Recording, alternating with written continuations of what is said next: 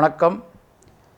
பொதுவாக இந்த ஏப்ரல் மாதம் பார்த்தோம்னா நிறைய உங்களுக்கு ப்ரோக்ராம்ஸில் வந்து அதிச்சார குருனுடைய பலன்கள் வந்து நிறைய பேர் சொல்லியிருப்பாங்க.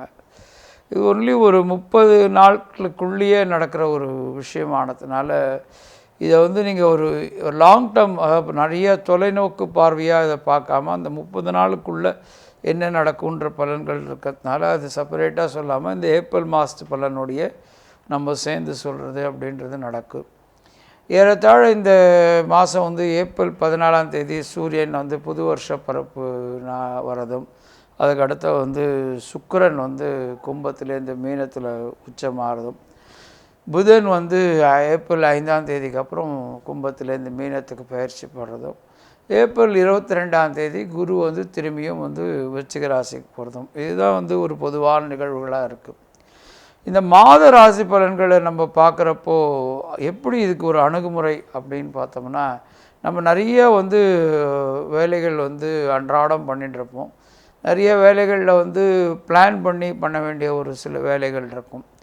இந்த நம்மளோட ராசி பலன்கள் வந்து நல்லா இல்லாததுனால ஒரு வேலையில் பண்ணாமல் நிறுத்திடுறது அப்படின்றது இருக்கக்கூடாது. எந்த வேலை பண்ணிட்டு இருந்தாலும் அந்த வேலையை நீங்கள் வந்து செய்யறதுக்கோ ஒரு புதிய முயற்சி எடுக்கிறதுக்கோ அதை வந்து தயங்காமல் எடுக்கணும். ஒரு காலகட்டத்தில் வந்து ஒரு வேளை நம்மளுக்கு அந்த மாத பலன்களும் இல்லை வருட பலன்களும் நம்மளுக்கு சாதகமாக இல்லாத பட்சத்தில் முழு கவனத்துடன் எக்ஸ்ட்ரா ஒரு கேர், அதாவது இன்னும் ஒரு அதில் இன்னும் அதிகமாக சிரத்தையாக இருந்து அந்த விஷயத்தை நிறைய விஷயத்தில் பேப்பரில் எழுதி பிளான் பண்ணி பண்ணுறப்போ இந்த ஒரு கெட்ட நேரம்ன்றது உங்களுக்கு வந்து ஓரளவுக்கு பாதிப்பு இல்லாமல் போகிறதுக்கு வாய்ப்பு இருக்குது. பெரும்பாலும் கெட்ட நேரங்கள் வந்து யாருக்கும் வந்து ரொம்ப எக்ஸ்டெண்டடாலாம் இருக்கிறது இல்லை. ஒரே ஒரு எப்போவுமே பார்த்தோம்னா நல்ல ஒரு சின்ன எக்ஸாம்பிள் சொல்லலாம். ஒரு பில்டிங்கை கட்டுறது ரொம்ப கஷ்டம், பட் டெமாலிஷ் பண்ணுறதுன்றது ஈஸி.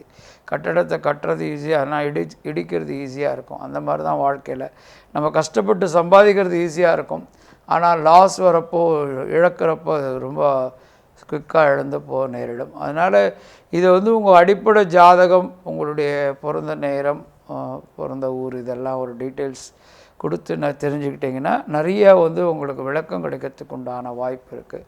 இந்த மாத ராசி பலன்களை வந்து ஒரு அளவுகோலாக எடுத்துகிட்டு செயல்படணுன்னு தான் ஒவ்வொரு முறையும் நம்ம வந்து எல்லாருக்கும் வந்து நம்ம ரிக்வெஸ்ட் பண்ணுறது, விண்ணப்பம் பண்ணுறதே அதுவாக இருக்கும். ரிஷபராசிக்காரங்களுக்கு இந்த ஏப்ரல் மாதம் எப்படி இருக்குதுன்னு பார்த்தோம்னா, பொதுவாக நம்மளுக்கு வந்து எல்லா கிரகங்களும் எப்படி இருக்குதுன்னு பார்த்தோம்னா, ரிஷபராசிக்கு ரொம்ப நாட்களாக 15ஆம் தேதி மட்டும் சூரியன் ஃபேவரபுளாக இருந்து அதுக்கப்புறம் வந்து 12ஆம் இடத்தில் உச்சமடைகிற ஒரு காலகட்டம். செவ்வாய் வந்து பெரும்பாலும் ஜென்மத்தில் இருக்கிற ஒரு காலகட்டமாக இருக்கும். இந்த ஒரு சூழ்நிலையில் பார்த்தோம்னா ராசிக்கு வந்து 8ஆம் இடத்தில் இருக்கிற ஒரு குரு, பெரும்பாலும் இருக்கிற குரு வந்து 2ஆம் இடத்தை பார்க்குறதும், அதே 12ஆம் இடத்தில் இருக்கிற சூரியனையும் குரு பார்க்குறதும், 4ஆம் இடத்தையும் குரு பார்க்குற இந்த ஒரு காலகட்டம் வந்து ஒரு வித்தியாசமான மாதமாக ரிஷபராசிக்காரங்களுக்கு இருக்கக்கூடிய வாய்ப்பு அதிகமாக இருக்குது.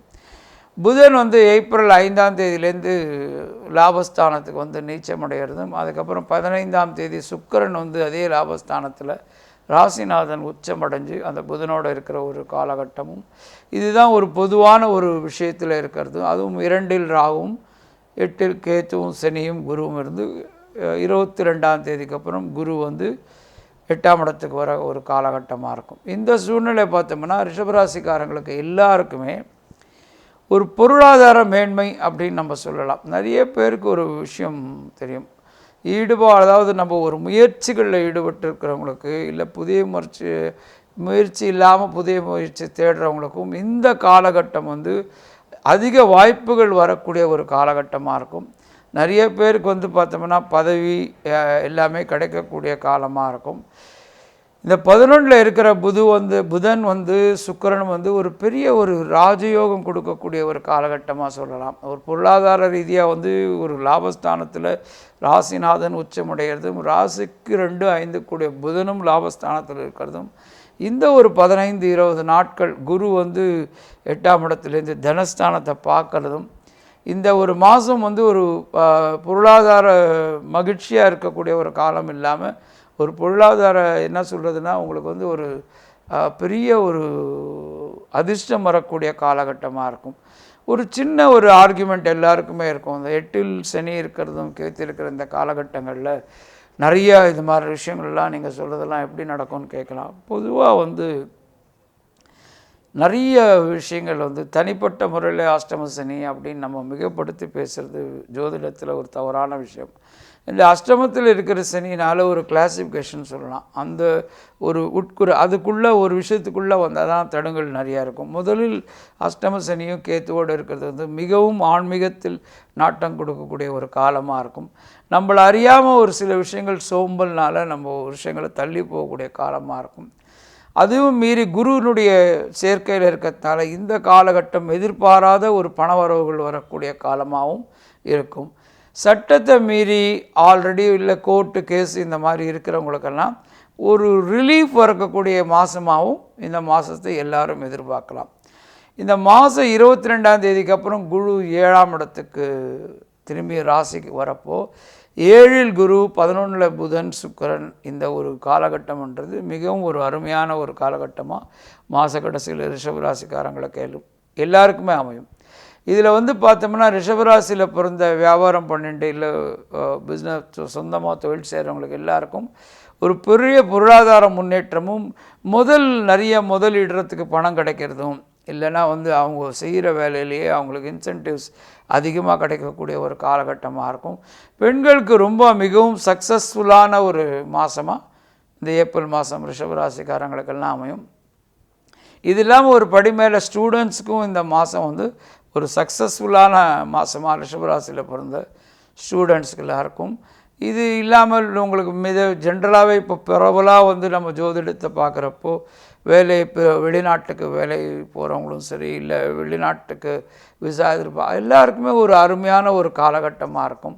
இப்படி இல்லாமல் இருந்துருக்கிற ஒரு காலகட்டத்தில் பார்த்தோம்னா ஹெல்த்துன்றது ரிஷபராசிக்காரங்களும் மிகவும் கவனமாக இருக்க வேண்டிய ஒரு விஷயம். எஸ்பெஷலி இஎன்டி ப்ராப்ளம்ஸ், அதாவது தொண்டை காது இந்த மாதிரி விஷயங்களில் ஒரு சில பேருக்கு வந்து நார்மலாக ஹெட்டேக் அதிகமாக இருக்கக்கூடிய காலமாக இருக்கும். சில பேருக்கு த்ரோட் இன்ஃபெக்ஷன் வரக்கூடிய ஒரு காலமாகவும் இந்த காலகட்டத்தில் இருக்கும். சில பேருக்கு இந்த பல்லு சம்பந்தமான தொல்லைகள் வரக்கூடிய நேரமாகவும் இருக்கும். இது இல்லாமல் நிறைய கஷ்டத்தில் இருந்துட்டு வேலையை தேடிண்டோ இல்லை கடன் தொல்லையில் இருக்கிறவங்களுக்கெல்லாம் ஒரு ரிலீஃபான இருக்கக்கூடிய ஒரு மாதமாக இருக்கும். ஸோ இந்த ஒரு காலகட்டத்தில் மிகவும் ஒரு துயரத்துலேயோ மிகவும் ஒரு கடினமான ஒரு சூழ்நிலை இருக்கிறவங்க ஒரு புதிய பரிணாமத்தை நோக்கி போகிறதோ இல்லை ஒரு புதிய மனிதர்களை சந்தித்து அவங்களுக்கு அதுலேருந்து ஒரு வாய்ப்புகள் கிடைக்கக்கூடிய ஒரு மாதமாக இந்த ஏப்ரல் மாதம் ரிஷபராசிக்காரங்களுக்கு அமையும். இருந்தாலும் நம்ம வந்து எப்போவுமே வந்து ஒரு ஒரு ஒரு உஷ்ண சம்பந்தமான ஒரு விஷயத்தில் இருக்கிற அதிகமாக கோபம் வர்றதும் இல்லை அப்செட் ஆகக்கூடிய விஷயங்களும் நிறையா நடக்கக்கூடிய ஒரு காலகட்டமாகவும் இருக்கும். இதில் வந்து கிருத்திகை நட்சத்திரத்தில் பிறந்தவங்களுக்கு பார்த்தோம்னா ஒரு மிகவும் ஒரு பெரிய ஒரு வெற்றியை நோக்கி போயின்னு இருந்தாலும் மாத 15ஆம் தேதிக்கு அப்புறம் வந்து நிறைய விஷயங்களில் கொஞ்சம் ஜாகிரதையாக அணுகணும்.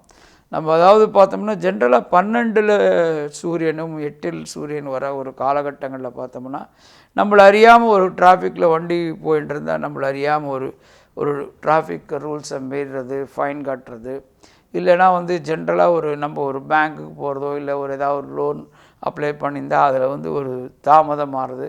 கவர்மெண்ட்டுக்கிட்ட எங்கெல்லாம் ஹேண்டில் பண்ணுறோமோ அந்த இடத்துல வந்து ஒரு தாமதம், ஒரு சின்ன தடங்கல் ஏற்படக்கூடிய ஒரு அறிகுறி தான் இந்த 12ல் இருக்கிற சூரியனும் பெரும்பாலும் 8ஆம் இடத்தில் இருக்கிற சூரியனும் அப்படியே உங்களுக்கு ஒரு ரிசல்ட்டை கொடுக்கும். அப்படி இருக்கிற ரிஷபராசிக்கு 12ல் சூரியன் உச்சமாக இருந்தாலும் மிகவும் ஒரு ஜாகிரதையோடு வந்து ஒரு அணுகுமுறையில் இருக்க வேண்டிய அவசியம் இருக்குது. 22ஆம் தேதி மட்டும் குருனுடைய பார்வை சூரியன் மேல் இருந்தாலும் மாத கடைசியில் எல்லா ரிஷபராசிக்காரங்களும் கொஞ்சம் கவனத்தோடு இருந்தாங்கன்னா ரொம்ப அருமையாக இருக்கும். ரோஹிணி நட்சத்திரத்தில் பிறந்தவங்களுக்கு பெரும்பாலும் இந்த மாதம் வந்து ஒரு லாபகரமான மாதமாகவே அமையும். மிருகசீரிஷ நட்சத்திரத்தில் பிறந்தவங்களுக்கு நிறைய வெற்றியும் ஒரு நல்ல சூழ்நிலை இருந்தாலும் அடிக்கடிக்கும் இந்த உடல் நல விஷயத்தில் கொஞ்சம் கவனமாக இருக்க வேண்டிய அவசியம் இருக்குது. எல்லா ரிஷபராசிக்காரங்களும் தன் அருகாமையில் இருக்கிற ஒரு நல்ல ஒரு சிவபெருமான் கோவிலுக்கும் ஒரு நல்ல ஒரு ஆஞ்சநேயர் கோவிலுக்கு போயிட்டு வந்துருந்தீங்கன்னா உங்கள் எல்லாருக்கும் நன்மையாக நடக்கக்கூடிய மாதமாகவே இது இருக்கும். பொதுவாக நம்ம இந்த கிரக மாற்றங்களுடைய பார்த்தோம்னா பரிணாமம் வந்து ரொம்ப அதிகம். ஒரு புதனோ ஒரு குருன்னு எடுத்துட்டால் கூட அதனுடைய காரகத்துவங்கள் சனி ஒவ்வொரு காரகத்துவனுடைய பரிணாமங்கள் வந்து மிகவும் பெருசு. அப்படி சொல்கிறப்போ தனி மனிதர்களுக்கு நம்ம அதை சுருக்கி சொல்கிறப்போ தனி மனிதர்களுடைய அணுகுமுறை, அவங்க வாழ்க்கை முறைன்றது வந்து உணவு, புகழ், வருமானம் இதை சார்ந்து இருக்கிறதுனால அதை சார்ந்து தான் நம்ம அந்த ராசி பலன்ன்றதை நம்ம சொல்லிகிட்டு இருக்கோம். இதையும் தாண்டி அவங்களுடைய செயல்பாடுகள், அவங்களுடைய மன ஓட்டம், அவங்களுடைய முன்னேற்றம், எந்த இலக்கை நோக்கி அடையணும் அப்படின்றதெல்லாம் அடிப்படையான ஜாதகத்தினுடைய டீட்டெயில்ஸை வச்சுக்கிட்டு நம்ம அனலைஸ் பண்ணால் தான் அதெல்லாம் தெரியும். தவறாமல் நீங்கள் வந்து கமெண்ட் பண்ணுற இடத்துல உங்களுடைய டேட் ஆஃப் பர்த்தும் டைமும் கொடுத்தா கண்டிப்பாக எங்களால் பார்க்குறதுக்கு டைம் இருக்காது. தயவு செஞ்சு நாங்கள் உங்களுக்கு வந்து ஸ்க்ரீனில் வர நம்பருக்கு வந்து மெசேஜ் பண்ணிங்கன்னா கண்டிப்பாக 4-5 நாளில் ரிப்ளை கொடுப்போம். அதுக்கப்புறம் உங்களுக்கு என்ன டவுட் இருக்கோ கேட்டு தெரிஞ்சுக்கலாம். இந்த ப்ரோக்ராம் உங்களுக்கு பிடிச்சிருந்தா ஷேர் பண்ணுங்கள், லைக் பண்ணுங்கள், கமெண்ட் பண்ணுங்கள். நன்றி.